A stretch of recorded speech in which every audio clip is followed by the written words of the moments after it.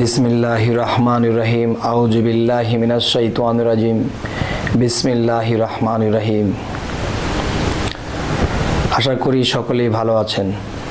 আজকে আমি যে বিষয়টি আলাপ করব সেই বিষয়টি হলো, যেমন অনেকেই কমেন্টে আমাকে জানাইলেন যে আপনি আগে আউযু বিল্লাহ না বলে আপনি বিসমিল্লাহির রহমানির রহিম বলেন। আগে তো আপনি আউযু বিল্লাহির রহমানির রহিম বলবেন, আউযু বিল্লাহি মিনাশ শাইতানির রাজিম আগে বলবেন, এরপরে বিসমিল্লাহির রহমানির রহিম বলবেন। কিন্তু এই কমেন্টের মধ্যে কেউ খারাপ কমেন্টও করেছে। তো দেখুন, এই পৃথিবীতে সবার জ্ঞান একরকম নয়। মানুষের জগতে যেভাবে চলে সকলে যে একভাবেই চলবে তা নয়। তাহলে আমার চিন্তা হলো যে আউযু বিল্লাহি মিনাশ শাইতানির রাজিম যখন বলবো, তখন এই কথার মধ্যে শয়তানের কথা আছে, যে আগে শয়তানকে আমি শয়তানের কথা স্মরণ করলাম। যে না, আমার কথা হলো যে বিসমিল্লাহির রহমানির রহিম, বিসমে আল্লাহ, মানে বিসমিল্লার ভিতরে আল্লাহর নাম নিহিত। তাই আমি সর্বপ্রথম বিসমিল্লার সাথে আল্লাহর নামটা নিলাম, এরপরে বললাম আউযু বিল্লাহি মিনাশ শাইতানির রাজিম, এরপরে আবারও বললাম বিসমিল্লাহির রহমানির রহিম। তার মানে বিসমে আল্লাহ, বিসমিল্লার মধ্যে যে আল্লাহ নিহিত সেই আল্লাহর নামটি আগে রাখলাম। এরপরে শয়তানের কথা বলেছি আল্লাহকে, যে হে আল্লাহ, তুমি বিতাড়িত শয়তান হতে আমায় রক্ষা করো, বা বিতাড়িত শয়তান হতে আমি পানা চাই, যে আমি যেন শয়তানের প্রবঞ্চনায় না পড়ি। তো আশা করব এমন কমেন্ট কেউ বলবেন না, কেননা আমি সর্বপ্রথমই আল্লাহ, এরপরে যা কিছু বলি। এ হলো এক বিষয়। আরেকটি বিষয় হলো, আজকে যে আলাপটি নিয়ে এসেছি, যে আশেক আছেন, অনেক মানুষ আছেন যে অলিয়া উলিয়াদেরকে ভালোবাসেন, অলিয়া উলিয়াদের পথ নির্দেশনকে ভালোবাসেন, কেউ গুরু ধরেছেন, কেউ ধরেন নাই, সকলের জন্য আজকে এই কথাটা। তো আলোচনাটি শুরু করছি। সেই আলোচনাটা হলো, আমি আমার মুর্শিদ আসাদুল্লাহ চিশতিকে আমি জানতাম না তিনির খবর আমি কখনো বুঝতাম না যে পীর মুরিদি হতে হয়, একজন পীরের কাছে একজন শিষ্য বায়াত হয়, এগুলোও জানতাম না। একটা সময় বাচ্চাদের জীবন কাটাইছি। তখন যে কোনো একটা ওসিলায় আমি যখন গেলাম, তখন দেখা যায় যে আমি তাকে দেখে তার কাছে কিছু কথা জিজ্ঞাসা করে তখন আমার ভিতরে জ্ঞানটা খুলে গেল, যে আসলে দূর থেকে তো মানুষে কত মন্তব্য করে, কাছে এসে কথা বলে না, না বলার কারণে এই প্যাচগুলো লাগে। তাই আজকে আমি একটা আলাপ করব, যে আমি নীরব একটা স্থানে বসেছিলাম এবং আমার সাথে দু একজন ছিল। হঠাৎ করে একজন সাধু মানুষ, জটাধারী, তার জটগুলো বড়, পোশাকটা তার কেমন ছেঁড়া ফাড়া, হঠাৎ করে তিনি এসে আমার পাশে বসলেন। বসে বললেন যে বাবা, আমি তো অনেক জায়গায় একটা প্রশ্ন করি, কিন্তু উত্তর কোনো জায়গা থেকে পাই না। তবে আমি তোমাকে একটা প্রশ্ন করব। তখন আমি বললাম যে দেখেন, যে হয়তো আজকে 26-27 বছর হয়ে গেছে আমি মুর্শিদ ধরেছি, কিন্তু আজকের যে ঘটনাটা বলতেছি, এই ঘটনাটি আমি যখন বায়াত হয়েছিলাম আমার মুর্শিদের কাছে, এই বায়াত হওয়ার 2 থেকে 2.5 বছর পরে একটা ঘটনা। তখন হিসেবে 2.5 বছর হয়েছে আমি আমার গুরুর হাত ধরেছি, আমার মুর্শিদের হাত ধরেছি। তেমন কোনো শিক্ষা পাইনি, তেমন কিছু জানতে পারি নাই, বুঝতে পারি নাই, যে মানুষের সাথে দুটা কথা বলতে হবে তাও আমি শিখি নাই। তো আজ 2-1টা কথা আপনাদের সামনে বলার মতো তৌফিক আল্লাহ দান করেছে। যাই হোক, সেই দরবেশ, সেই সাধু ব্যক্তিটা আমাকে বলতেছে যে বাবা, তোমার কাছে আমি যে কথাটা জানতে চাইবো, অবশ্যই আশা করি তুমি সেই কথাটা আমাকে বলতে পারবা। তখন আমি হাত জোড়ে বললাম যে সাধু বাবা, আপনি আমাকে কি জিজ্ঞাসা করবেন? আমি তো ছোট একটা ছেলে, আমি আপনার কথার উত্তর করতে পারবো? তখন বলল যে বাবা, তোমার চেহারার দিকে তাকায়া আমার মনে হইল যে তুমি কথার উত্তরটা দিতে পারবা।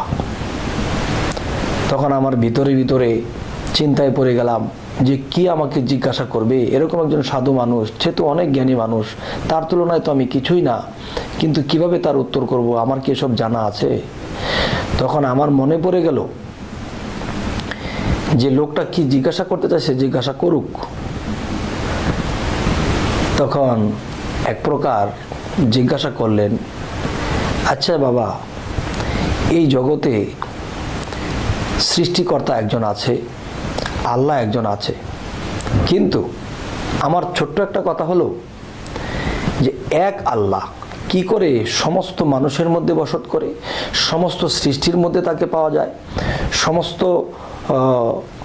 আকাশ পাতাল জমিন সর্ব জায়গায় আল্লাহ আছে, প্রত্যেক মানুষের মধ্যে আল্লাহ আছে, তো এক আল্লাহ এত জায়গায় কি করি? আবার বলা হয় মুমিনের কালবে আল্লাহ। এই পৃথিবীতে মুমিন তো আর একজন না, বহু মুমিন, তাহলে এক আল্লাহ বহু মুমিনের কালবে কিভাবে থাকে? তখন আমি চিন্তায় পড়ে গেলাম। হঠাৎ করে আমার মনে পড়ে গেল আমার মুর্শিদ আরশাদুল্লাহ চিশতি, আমার মুর্শিদ আমাকে বলেছিল যে বাবারে, যদি কোথাও কোনো জ্ঞানে বা কোনো কাজে বা কোনো কিছুতে আটকে পড়ো বা বিপদগ্রস্ত হও, তাহলে আল্লাহ ও রাসূলের পাশাপাশি তোমার মুর্শিদের কথাও স্মরণ করবা। বলবা যদি কোনো জ্ঞানের অভাব পড়ে বা কোনো কিছুর অভাব তুমি ভোগ করতেছো, যে এই জিনিসটা তোমার জানা নাই, এই জিনিসটা তুমি কিভাবে বলবা? তখন তোমার যে রব, আর রবই প্রভু, তখন আল্লাহ কোরআনে বলেছে তোমার রবই কি তোমার পথ প্রদর্শক রূপে যথেষ্ট নয়?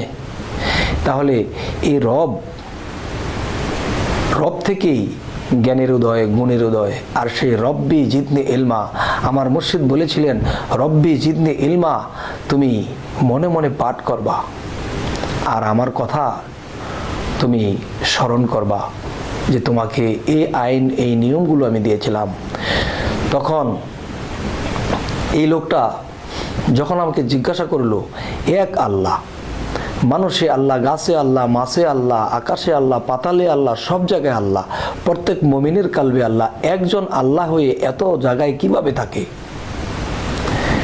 তখন আমি মনে মনে ভাবতে লাগলাম, হে আল্লাহ, হে আমার রব, হে প্রভু, আমায় জ্ঞান দান করো।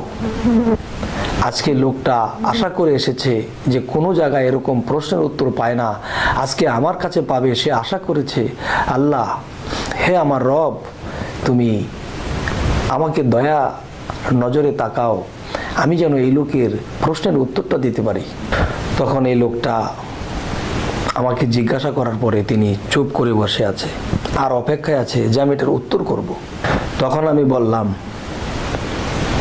যে বাজান, এই পৃথিবীতে সূর্য কয়টা? আর মনে মনে পড়তেছি রব্বি জিদনি ইলমা, রব্বি জিদনি ইলমা, রব্বি জিদনি ইলমা, হে প্রভু আমায় জ্ঞান দান করো।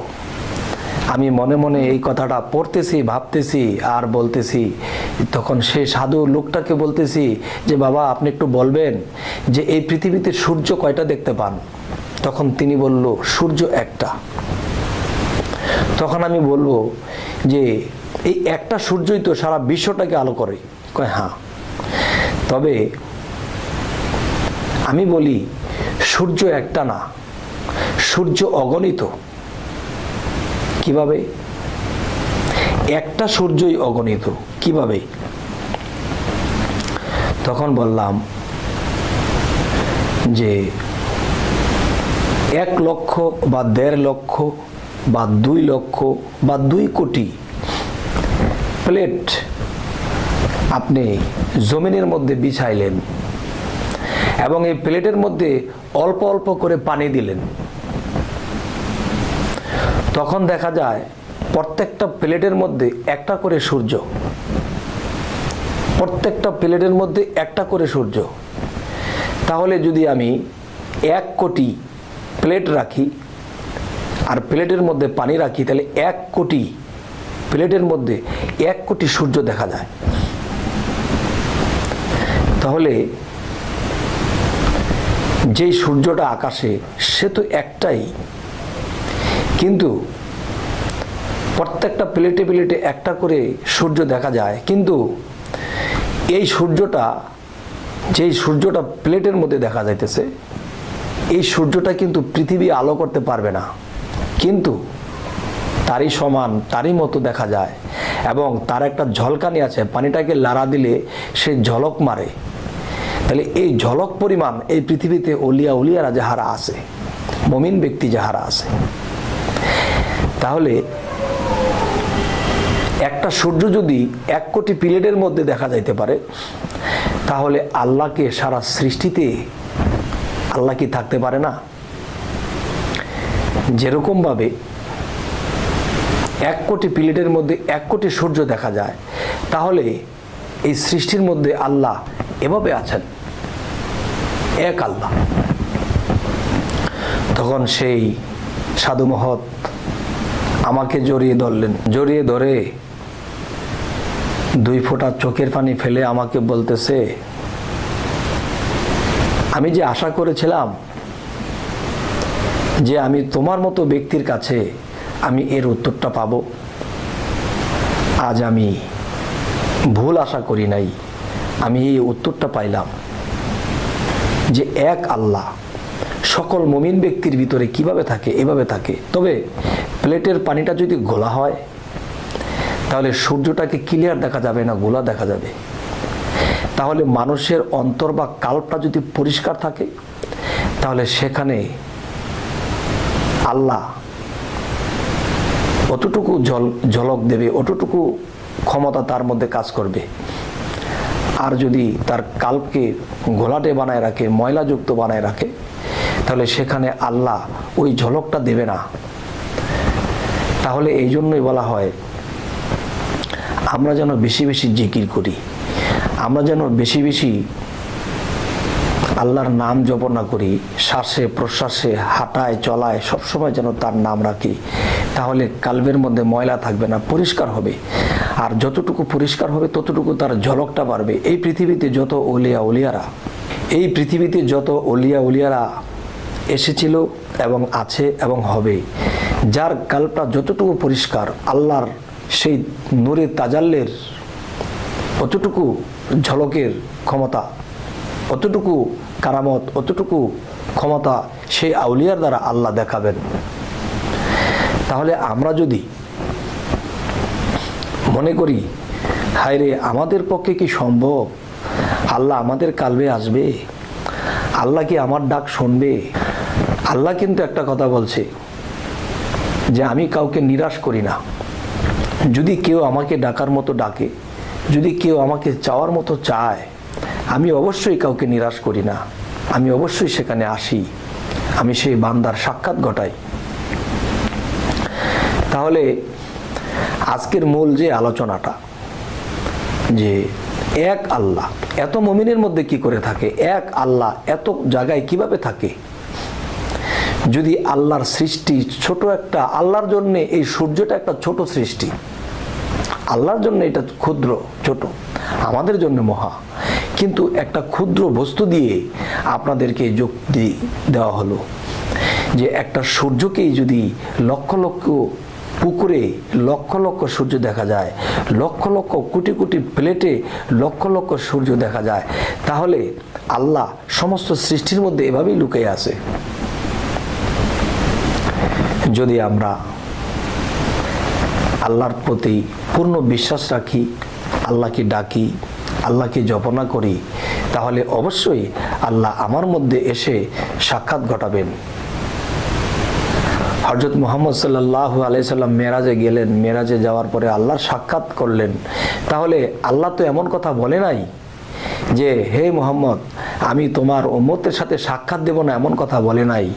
যদি বলে হে দোস্ত, তোমার মতো যদি কেউ প্রেমিক হয়, তোমার মতো যদি কেউ আমাকে স্মরণ করে ডাকে, প্রেমে আবদ্ধ হয়, ভক্তিতে আবদ্ধ হয়, তখন অবশ্যই আমি আল্লাহ তার সাক্ষাৎ ঘটাবো। আর আল্লাহ কোরআনে একথাও বলেছেন, এই পৃথিবীতে যারা আমাকে দেখলো না এবং দেখার চেষ্টাও করলো না, তারা হাসরের দিন অন্ধ হয়ে উঠবে। তাহলে অবশ্যই আল্লাহ নিরাশ করেন না, আল্লাহ দেখা দিবেন, কিন্তু দেখা দেওয়ার কর্ম আমরা করি না, সেই আমল আমরা করি না। আরেকটা বিষয় হলো কোরআনের তাফসিরের মাধ্যমে দেখা গেছে কেউ শরীয়তের মাওলানা, তারা তাদের মতো ব্যাখ্যা, আবার কেউ মারিফত জগৎ বোঝে, আবার মারিফত জগৎ থেকেও কেউ কোরআনের ব্যাখ্যা করেছে, তাফসির করেছে। তো কেউ লিখেছে যে দুনিয়ায় যারা অন্ধ, আখিরাতে তারা অন্ধ। এই কথার মধ্যে রয়ে গেল দ্বন্দ্ব, কিভাবে আমরা পথ পাবো। আবার কেউ লিখেছে দুনিয়ায় যারা আল্লাহকে দেখলো না, দেখার চেষ্টাও করলো না, হাসরের দিন অন্ধ হয়ে উঠবে। একই কথা, একই আয়াতের ব্যাখ্যা, একজন এরকম করলেন, আরেকজন ওই রকম করলেন। এখন মানুষে কি করবে? যাই হোক, আজ মূল যে বিষয়টি, এই বিষয়টি আপনাদের সামনে আমি তুলে ধরলাম যে আল্লাহ কি করে মানুষের মধ্যে এবং সমস্ত সৃষ্টির মধ্যে বিলীন হয়ে আছে। আজকে যে কথাগুলো বললাম, জানি না জ্ঞানী সম্প্রদায় আমাকে কি বলে, কি ভাবে। তো আপনাদের যদি কোনো কথা খারাপ লাগে বা ভালো লাগে আমাকে জানাবেন যে আপনার এই কথাটা ঠিক হয়নি বা ওই কথাটা ঠিক হয়েছে, আমাকে জানাবেন। তো আজকে এই বলেই রাখছি। আল্লাহ হাফেজ।